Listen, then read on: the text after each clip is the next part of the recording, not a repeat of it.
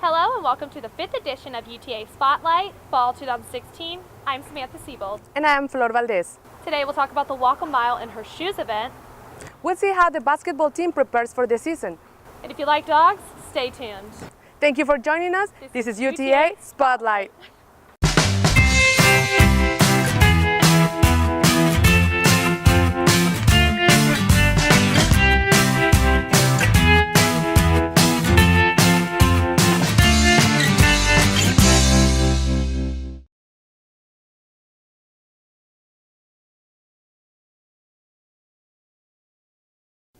The Walk a Mile in Her Shoes event took place this last Saturday.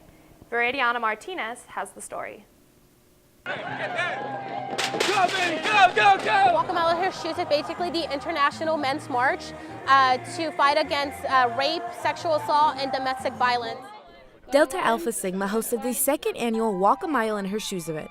It allowed men to raise awareness of violence against women by walking in heels, and one special guest decided to attend. Painful, but definitely an experience that is worth having, and I think this is something that more males on campus need to sort of experience, not just because of the physical pain, but because while you're doing that, you think about what else we might be able to do on campus. Walking in heels for a mile is not easy, but for the students who participated, it was all worth the pain. It was interesting because you saw like a lot of guys trying to do it, and you didn't feel left out of it. So I think it was good for a good cause. Yeah. I thought it was pretty hard walking heels. You know, you get the experience, or you get to know how it feels to walk in a women's shoes. What else can I say? At the end, I wanted to take them off, but I didn't because I wanted to go through it. President Carbari mentioned how proud he is of these types of events on campus and hopes that it continues. Absolutely. I think that this needs to become a much, much larger event on campus. And the campus needs to embrace it. And I'm thrilled by the strong role that Student Affairs and then Delta Alpha Sigma is taking in this. Maria Hernandez, president of Delta Alpha Sigma, noticed the diversity of the people who assisted this year's event. I feel like this is really, really exciting, and we're really happy with the turnout we did have, and we hope that in the near future it keeps incrementing and it becomes an even larger event. Thank you to everyone who took part, and a challenge to all my male colleagues, students, faculty, and staff. Next year I want to see them over here taking part in this. This has got to be one of All you men better practice walking in heels for next year's event. Hey Fleur, can you imagine the whole basketball team playing in heels? I think they better stick to sneakers. Camille Connor has the story about how the men's basketball team prepares for the season. On the way through, Kay. The UTA men's basketball team officially opened practice this past week. Each day began as early as 4:30 in the morning, and each session focused on various boot camp style exercises. Head coach Scott Cross thinks the first week went well and dished on his plans for future practices. We've been trying to teach our guys how to be comfortable being uncomfortable. We've also tried to teach them that there's going to be times where they're going to have to carry their teammates, and just try to push them beyond what they thought was possible, and I think we accomplished that this week.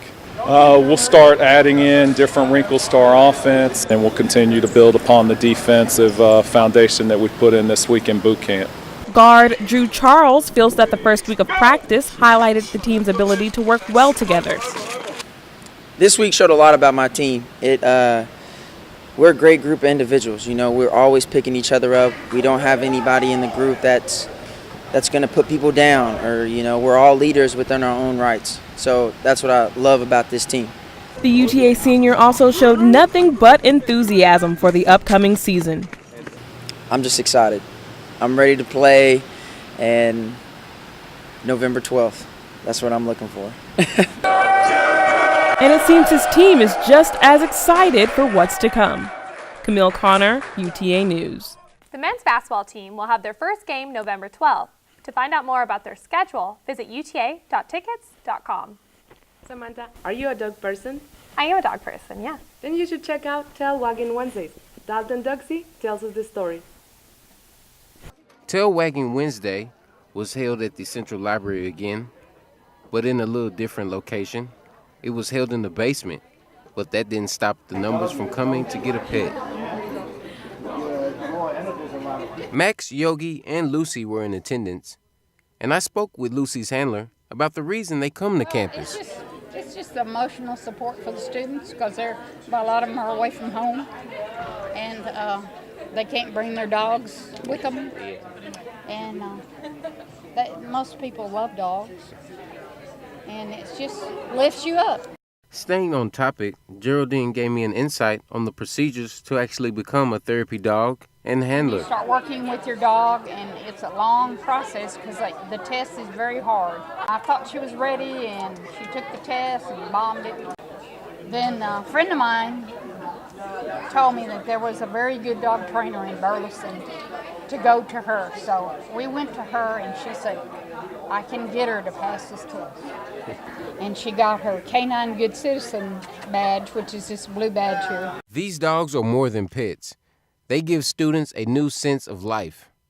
Delton Doxey, UTA News. Wow, that's really great that they use that as a stress reliever for students. Yeah, that's pretty awesome. Well, this is all that we have for today. Thank you for joining us. I am Flor Valdez. And I'm Samantha Siebold. And on behalf of our producer, Maria Martinez, and our videographer, Albina Alvarez, thanks for watching UTA Spotlight.